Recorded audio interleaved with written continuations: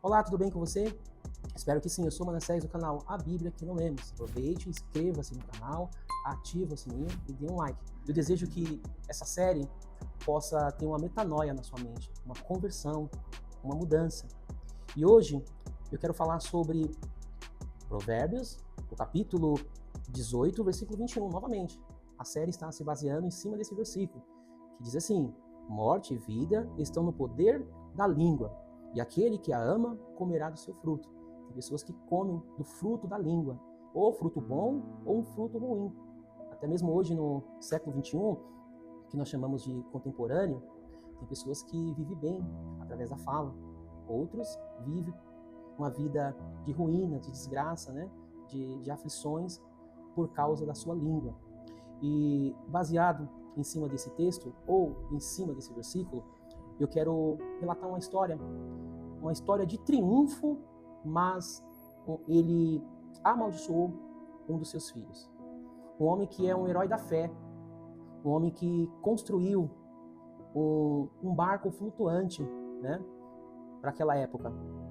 Um homem que ele é referência, né? Alguns textos falam sobre a grandiosidade de Noé, o patriarca, aquele homem que construiu um grande barco, um grande navio, que ficou muito tempo dentro do barco, com a sua família, com seus animais, né? Eu imagino quando Noé estava construindo aquela obra, as pessoas talvez zombavam dele, né? Porque até o momento não tinha chovido tanto. Até o momento as águas não eram tão fortes. Porém, Noé, ele foi um pioneiro. Nós sabemos que dentro da teologia, nós usamos uma tipologia. Ou seja, a arca, ela significa a salvação, a proteção, né? A igreja. E Noé é aquele pregoeiro, aquele homem que está pregando a palavra, que está anunciando que vai vir um dilúvio, que o fim vai vir. É semelhante a nós usamos isso, né? Esse tipo na teologia. Porém, o que me chama a atenção não foi só a construção de Noé. Mesmo sabendo que foi uma obra grandiosa, um homem que estava à frente do seu tempo, que estava à frente dos seus contemporâneos, ele cometeu um equívoco. O bom da Bíblia, ou o bom das histórias bíblicas, que a Bíblia não esconde nada de ninguém. Ela fala de homens que acertaram, de homens que erraram, homens que caíram, homens que negaram, porque a Bíblia ela é muito transparente. Dito isso, lá em Gênesis, capítulo 9, e o versículo 20, é uma história um pouco extensa, mas eu quero falar pelo menos algumas verdades dessa história que eu acredito que Deus ele vai sacudir o seu coração. Deus ele vai colocar um alerta na sua mente sobre esse episódio. Do homem que coloca a sua família dentro da arca, um homem que protege inicialmente a sua família, e depois, esse mesmo homem, ele vai amaldiçoar um dos seus filhos. Parece um roteiro, né? Ele protege a família, ele guarda a família, ele é exemplo para a família, e depois do dilúvio, ele comete um grande equívoco. Então eu vou resumir essa história dizendo que após o dilúvio, Noé, ele era agricultor. O capítulo 9 de Gênesis, do versículo 20 ao versículo 27, narra toda essa história. Noé, quando as águas do dilúvio abaixaram, o texto diz que Noé, ele plantou uma vinha. A vinha, dentro da tipologia bíblica, eu adoro tipologia, representa a alegria. Jesus, seu primeiro milagre, quando ele entrou em Caná da Galileia, ele transformou água em vinho. Ou seja, o vinho é um tipo da alegria. Noé, ele vai cometer alguns equívocos, e eu quero compartilhar com você. Noé, ele planta uma vinha, ele planta uma alegria. Ou seja, o projeto de Deus para você, para sua casa, para sua família, é que vocês tenham alegria.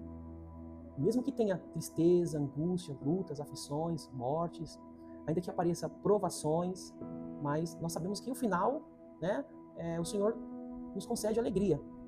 Porém, Noé, ele bebeu demais. Ou seja, ele se embriagou. Lá em Efésios está escrito assim: enchei-vos do Espírito Santo. A ideia de Deus para o homem não é ele se embriagar com vinho, é ele ser cheio do Espírito, porque o vinho representa contenda. Aliás, o álcool em si, ele representa contenda, briga, lutas. Quantas pessoas perdem a vida por causa da embriaguez? Quantos casamentos estão destruídos, por causa da embriaguez? Quantas pessoas inocentes morreram atropelado porque alguém embriagado passou o sinal vermelho e atropelou, matou? Noé, ele estava embriagado. Ele perdeu o seu equilíbrio. O álcool, ou o vinho aqui, nos mostra o perigo que é quando a pessoa perde o equilíbrio. É isso mesmo. Noé, quando entrou na arca, ele entrou equilibrado. Quando saiu da arca e que se embriagou, ele perdeu o equilíbrio.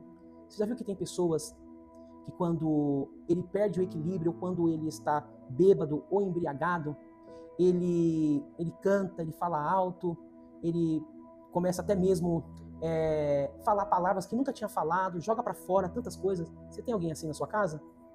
Que normal, ele é quieto, ele é calado, ele não faz nenhum tipo de elogio. Mas beber um pouco, ele sorri, ele dá gargalhada, ele fala alto, ele revela o que está no seu coração.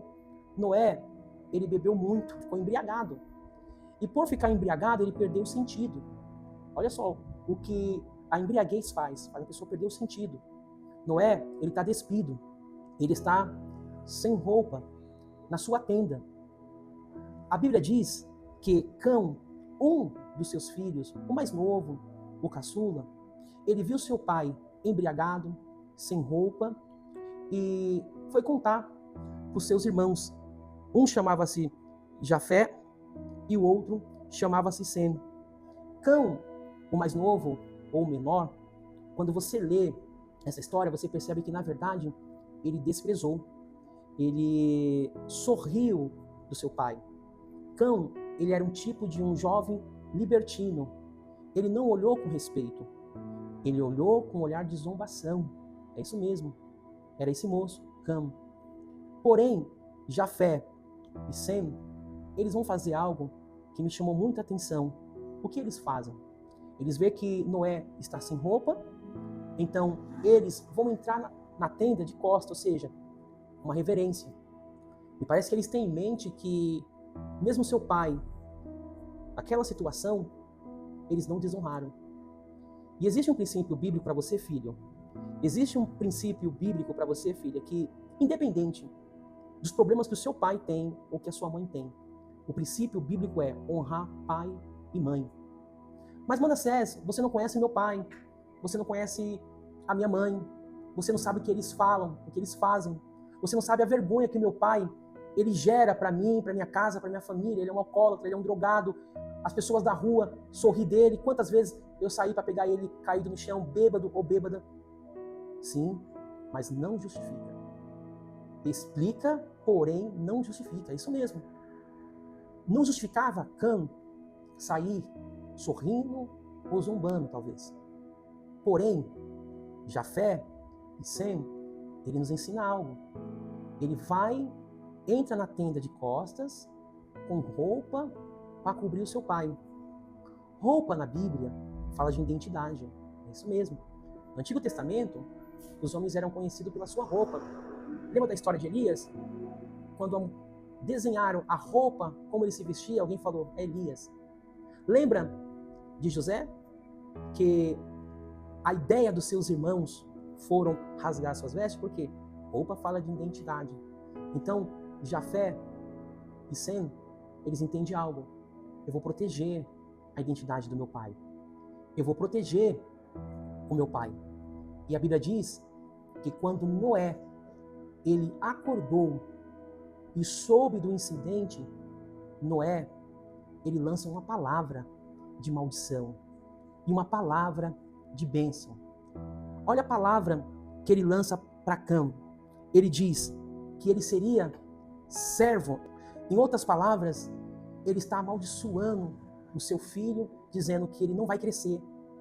que ele não vai prosperar, que ele não vai frutificar. Por causa de uma atitude desse moço, toda a sua descendência foi amaldiçoada. Aliás, quando você olha dentro da Bíblia, e principalmente no Antigo Testamento, quando os filhos tomavam uma decisão errada, equivocada, os pais lançavam uma palavra negativa, uma palavra de maldição. Jacó, em Gênesis capítulo 49, quando ele reúne os seus filhos, ele vai lançar uma palavra negativa sobre a vida de Levi. Olha que coisa extraordinária. Por causa do erro de Ofni e Finéias, o sacerdócio foi quebrado.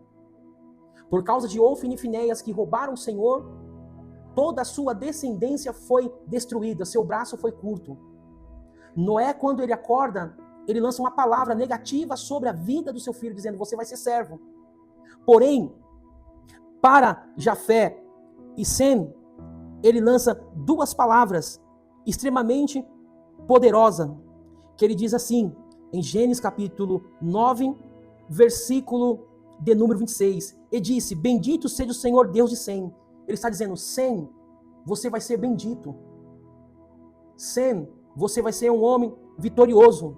E ele diz assim: e seja-lhe Canaã por servo. Por causa da atitude de Cã, Canaã foi servo de Sem. E no versículo 27, ele diz assim a Jafé: alargue Deus a Jafé, e habite na tenda de Sem, e seja-lhe Canaã por servo. Veja só, Noé, ele amaldiçoou o seu filho. E hoje nós conhecemos a história que isso aconteceu. O que eu tiro dessa lição? Eu tiro pelo menos duas coisas. No momento de humilhação, de vergonha, ou no momento que você estiver descontrolado, desequilibrado, é melhor você ficar com a boca calada, fechada. Noé, ele acordou e já lançou uma palavra. Eu quero direcionar para você, pai. Seu filho é uma bênção. Eu vou dizer isso porque eu sinto uma graça de Deus em dizer que esse vídeo vai alcançar você. Teu filho é uma bênção. Tua filha é uma bênção. Mas, Manassés, meu filho é muito hiperativo. Teu filho é uma bênção. Eu quero dizer para você, filho, respeite teu pai.